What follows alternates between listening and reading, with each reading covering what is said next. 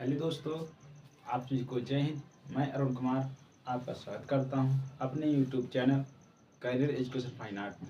जैसा कि आज हम भारतीय आधुनिक भारतीय चित्रकला के बारे में जानकारी पढ़ेंगे।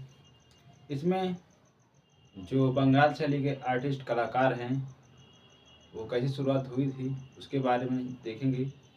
पहले जो इससे पहले और देखेंगे जो बंगाल शैली की शुरुआत कैसे हुई थी उसके पहले ये देखेंगे। तो चलिए इसी कड़ी के साथ चलें। जब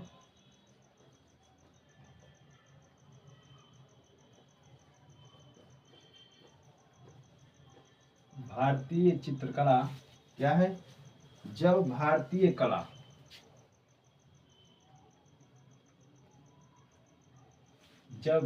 कला पाश्चात्य प्रभाव पर क्या है, जब भारतीय कला पाश्चात्य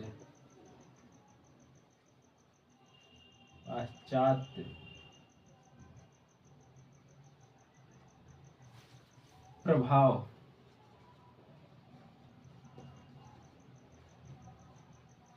पड़ता है, या कहें जब प्रभाव में आकर, जब भारतीय कला पाश्चात्य प्रभाव में आकर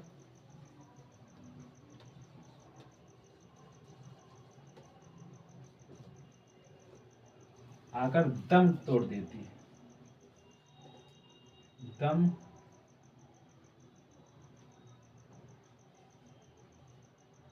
तोड़ देती है,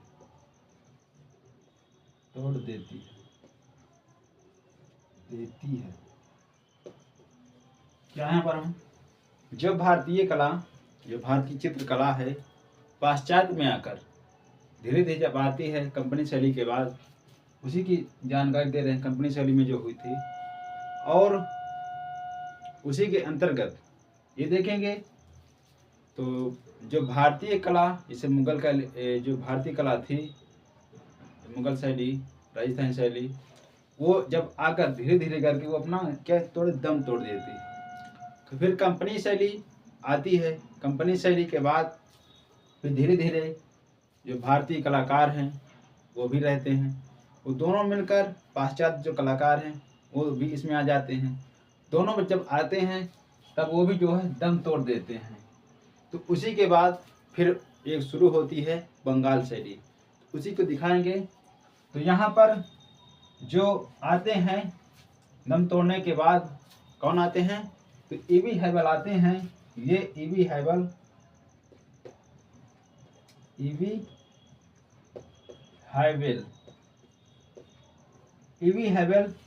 ये जो है पश्चिम बंगाल, कोलकाता, पश्चिम बंगाल के जो है ये जो है प्रधानाचार्य रहते हैं। कौन रहते हैं, ईवी हैबल पश्चिम बंगाल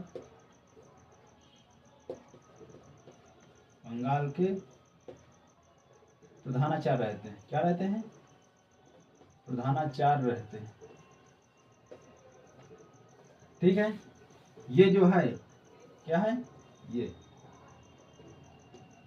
जब ईवी हैबल पश्चिम बंगाल के प्रधानाचार्य रहते हैं तो इसके बाद इन्होंने जो भी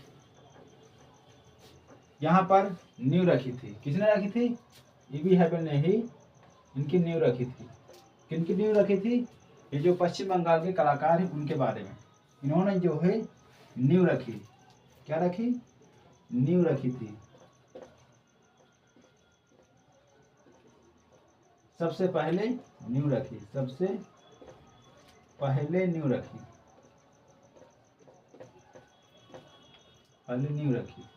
ठीक है। जो ईवी हैबल है, जब भारतीय चित्रकला पश्चिम बंगाल की जो कला है आकर दम तोड़ देती है, फिर उसके बाद ही पश्चिम बंगाल में ही ये आते हैं ईवी हैबल और वहाँ के प्रधानाचार्य रहते हैं और वो वही जो है नींव रखते हैं। सबसे पहले नींव रखते हैं, फिर उनके बाद जो है आते हैं पश्चिम बंगाल में ही। पश्चिम बंगाल में कौन आते हैं, पश्चिम बंगाल में आते हैं अवनींद्रनाथ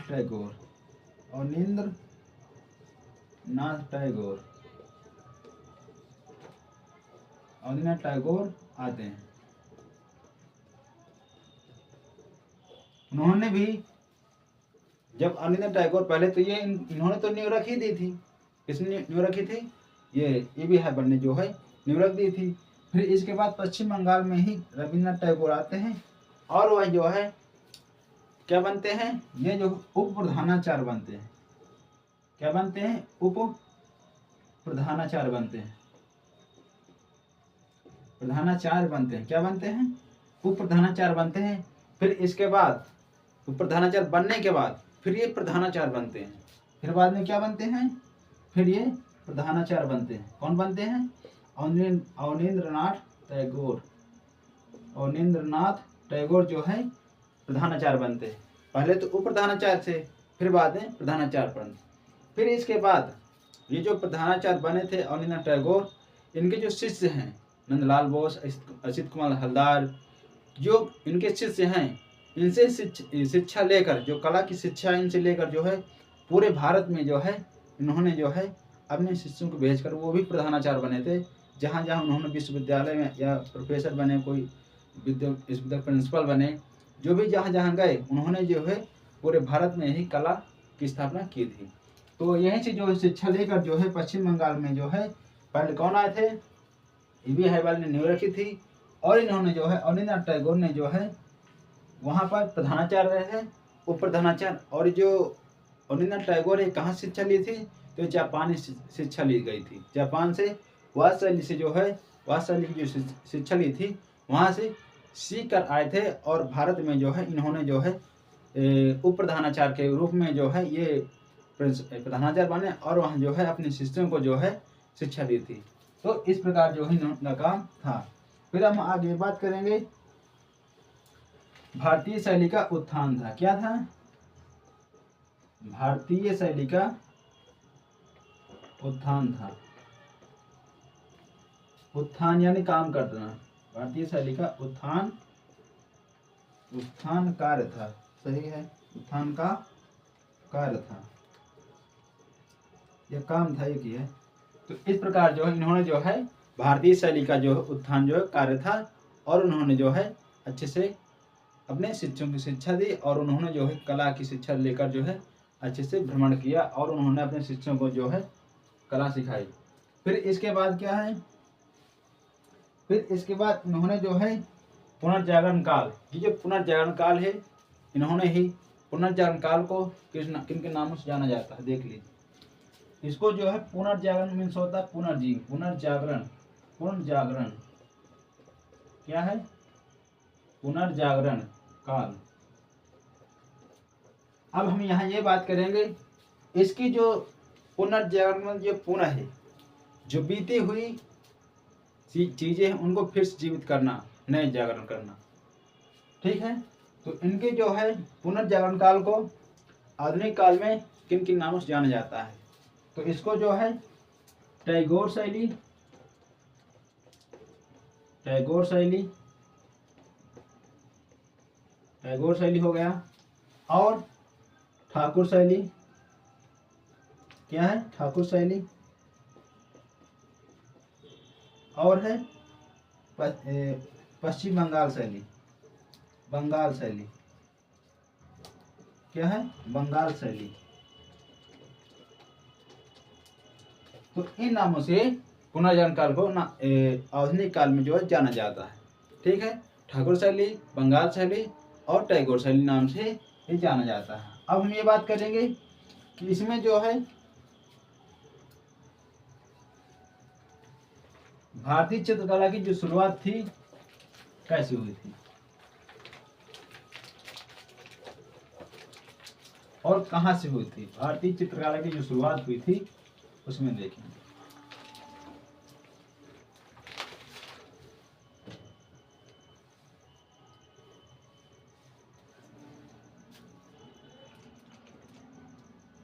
भारतीय चित्रकला की शुरुआत, भारतीय चित्रकला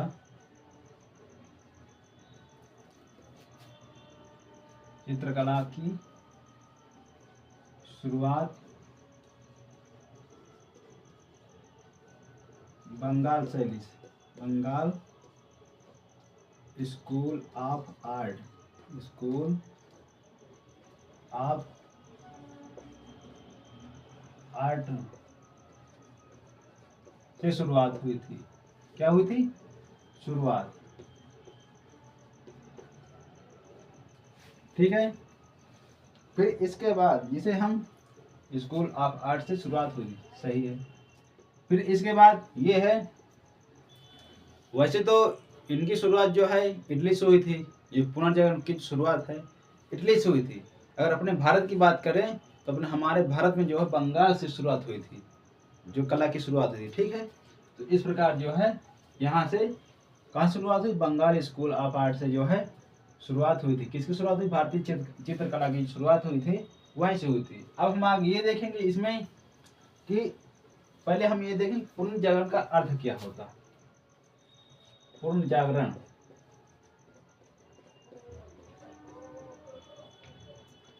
अब ये पुनर्जागरण या पुनर्जागरण, ठीक है। पुनर्जागरण का अर्थ होता है कि जो पुरानी बीती हुई या बातें हों या कोई चीजें हों या पेंटिंग हो, कुछ भी हो, उनको फिर से नए रूप से जागना यानी जीवित करना। तो क्या है इनका अर्थ होता है? पुनर्जागरण शाब्दिक अर्थ होता है, शाब्दिक अर्थ। शाब्दिक अर्थ क्या होता है देखते हैं। इसमें पूर्ण मीन्स होता क्या है? पूर्ण जागरण, जागरण मीन्स क्या होता है? जागरण। पूर्ण मीन्स होता है पुनः, ठीक है। जागरण मीन्स होता है जागना, पुनः जगाना, जागना। जो पुरानी चीजें हैं या पुरानी पेंटिंग है उनसे फिर उसको जो है जगाना ना, इसलिए से तो उसको बोलते हैं पुनर्जागरण। ठीक है। अब हम ये देखेंगे इसमें पुनर्जागरण की जो शुरुआत हुई थी,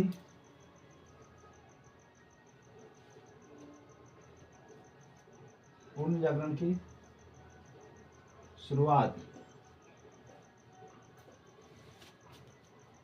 इटली से हुई थी, इटली से हुई। इसके बाद भारत में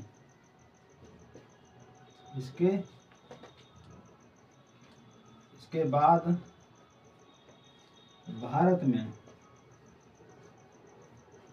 भारत में बंगाल से शुरुआत थी। कहाँ से हुई थी? बंगाल। इसके बाद भारत में ही हुई थी। इसके बाद भारत, ठीक है। बंगाल हम पहले से लिखा देंगे, एक ही है। तो इस प्रकार से जो है पहले शुरुआत कहाँ से हुई थी? इटली से, फिर बाद में जो है भारत में हुई थी। ठीक है। पुनर्जागरण का अर्थ क्या होता है? शाब्दिक अर्थ होता है पूर्ण मीन्स होता पुनः है, जागरण मीन्स होता जागना। जो बीती हुई वस्तु है उन्हें फिर से पुनः जो जगाना, बीती हुई वस्तु को जो जीवित करना, ऐसे मान लीजिए। ठीक है। तो यहाँ तक आई बात। अब आगे हम चलते हैं इसमें।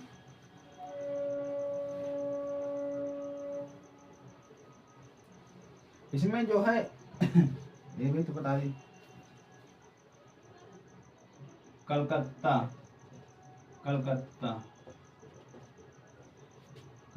कला विद्यालय,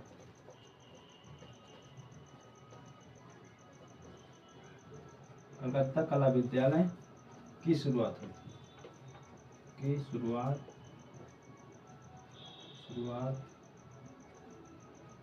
हुई। अब यहाँ से देख सकते हैं इटली से हुई थी। इसके बाद भारत में कहाँ से हुई थी? कलकत्ता कला विद्यालय की शुरुआत से हुई थी। कहाँ से हुई थी? जो कलकत्ता विद्यालय है कहाँ है? पश्चिम बंगाल। कलकत्ता वहीं पर है, एक ही उसकी राजधानी। तो वहीं पर जो है ये विद्यालय है और वहीं जो शुरुआत हुई थी। ठीक है। अब हम आगे ये देखेंगे, इसको जो है कहता है, इसको जो है, हाँ सही, बंगाल शैली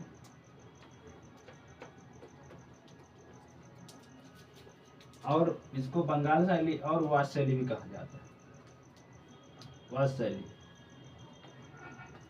क्योंकि वास शैली की अगर बात की जाए, शुद्ध जल रंग कहाँ हुआ था प्रयोग? कंपनी शैली में।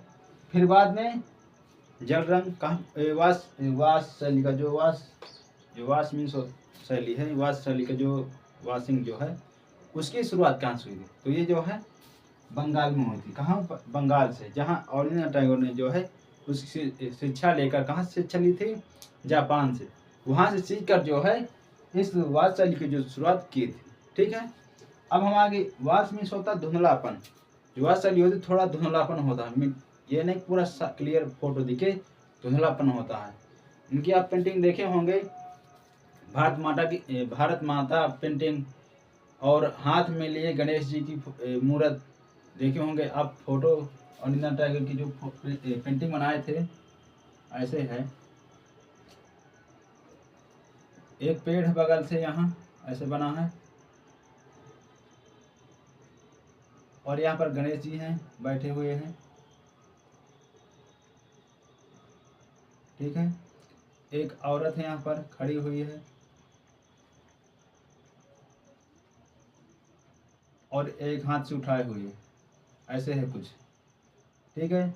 और पीछे जो है पहाड़ है, यहाँ पर जो झरने, और यहाँ ऐसे पहाड़। तो इस प्रकार से ऐसे दिखाया गया कि एक गणेश जी हैं, ऐसे हाथ में लिए हुई हैं, ऐसे देख रही। तो इस प्रकार से जो है यहाँ पेंटिंग, ये जो वास शैली से पेंटिंग बनाई गई थी, वास शैली। ठीक है। वास शैली से जो है रवींद्रनाथ टैगोर की जो पेंटिंग बनाई गई थी, तो इसलिए वो उनका जो पेंटिंग है धुंधलापन, थोड़ा धुंधली पेंटिंग है। ठीक है, धूमिल पेंटिंग। तो इस प्रकार से है बंगाल शैली और वास शैली नाम दिया जाता है किसमें? आधुनिक भारतीय चित्रकला को। ठीक है। भारतीय चित्रकला की शुरुआत कहाँ से हुई थी? तो बंगाल से शुरुआत हुई थी। ठीक है। अब हम आगे देखेंगे,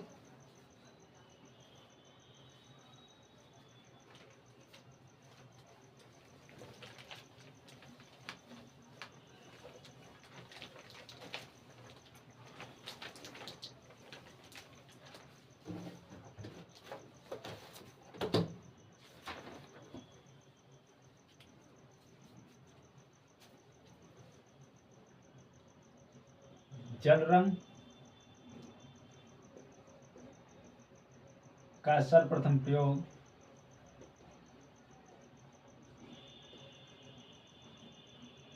प्रयोग कंपनी शैली में हुआ था। कंपनी शैली में हुआ था। ठीक है। जो जल रंग है सर्वप्रथम जो है कंपनी शैली में शुरू। और वास शैली तो जानते हो, वास शैली की शुरुआत हुई थी और रवींद्रनाथ टैगोर ने की थी, उसको तो मालूम है। और वास शैली को किन किन नाम से जाना? इसको प्रक्षालापन कहते हैं, प्रक्षालोपन, प्रक्षालापन, प्रक्षालन और ध्वन शैली। अब इसमें ये देखेंगे, जो प्रक्षालन और ध्वन कहने का अर्थ, ये जो पेंटिंग बनाई जाती थी उनको पहले बना लेते थे चित्र, और उसको जो पानी में डुबोते थे, फिर निकाल देते, फिर पानी डुबोते थे, फिर निकाल देते। तो इस प्रकार जो है इनको जो है ऐसे नाम को है, क्या है नाम? दो है, ध्वन शैली और प्रक्षालन शैली। ठीक है। और एक है क्या? वास शैली। ठीक है। तो इस प्रकार इनके जो है दो नाम है। अब हम आगे का दिखाएंगे कि जो अलंकृत रेखाएं हैं, जो पश्चिम बंगाल में जो कलाकार हैं उन्होंने कहाँ सीखी थी शिक्षा? ये शिक्षा तो रवींद्रनाथ टैगोर ने सीखी थी। उन्होंने कहाँ सीखी थी? जापान से। और जापान सीख कर आए थे तो यहाँ सिखाए। फिर इसके बाद उन्होंने भी टीचर बन गए, कई बने प्रिंसिपल। रवींद्रनाथ टैगोर जो प्रिंसिपल बने थे, अपने शिष्यों को सिखाया। वो भी ऐसे जो हर जगह गए और उन्होंने भी शिक्षा कला की दी। इस प्रकार से जो उन्होंने किया, तो हम यहाँ बात करेंगे अलंकरण जो रेखाएं हैं कहाँ सीखी? अलंकरण रेखाएं ये चीनी से, चीन कहें या चीनी। ठीक है, चीनी चीन से जो है इन्होंने जो है सीखी। चीन से जो है अलंकृत रेखाएं मानी जाती, किसमें? बंगाल शैली में। ठीक है, फिर आगे बात करते हैं। ये जो जल रंग है, क्या है? जल रंग। इसमें जल रंग में जो है जापान में रंग, जापानी में रंग, जल रंग, जापानी रंग, जापानी रंग, जापानी रंग में जो कहाँ सीखे? जापानी जो रंग है इसमें जो है क्या है? जापानी रंग में जो है, जो आज मिश्रण नहीं कर रहे हैं, जो भी कलर है, मान लीजिए कलर है, रेड है, लाल है, पीला है, नीला है, कोई कलर हो, उनको मिक्स करते हैं। मिक्स करने के बाद तो ये कहाँ सीखी शिक्षा? तो जापान से सीखी गई थी, जो कि मिश्रित करते हैं कलर।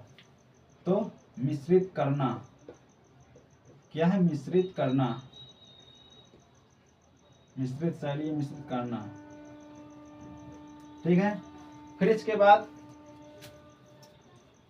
जो जल रंग है, जल रंग, जल रंग शैली, उसमें क्या है? चमकदार होते हैं, चमकदार। क्या होते हैं? चमकदार। जल रंग चमकदार होता है, चमकदार, या कहीं चमक होती, चमकदार होता है। और वो जो वास शैली है, क्या है? वास शैली।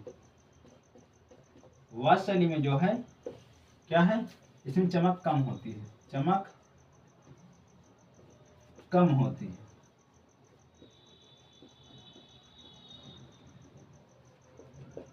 ठीक है, अब यहाँ से फिर समझ लीजिए।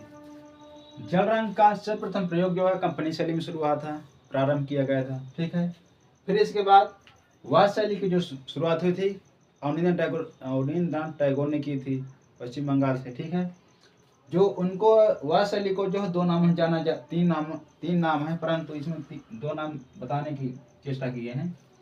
वास शैली हो गई प्रक्षालन, धोवन शैली, इसमें जो है तीन नाम है। ठीक है, फिर अलंकरण रेखाएं, जो अलंकरण रेखाएं हैं ये कहाँ सीखी गई थी?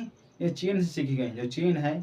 ठीक है, फिर है जो जल रंग को जो मिश्रित करते थे, क्या है? मिश्रण, वो कहाँ सीखी गई थी?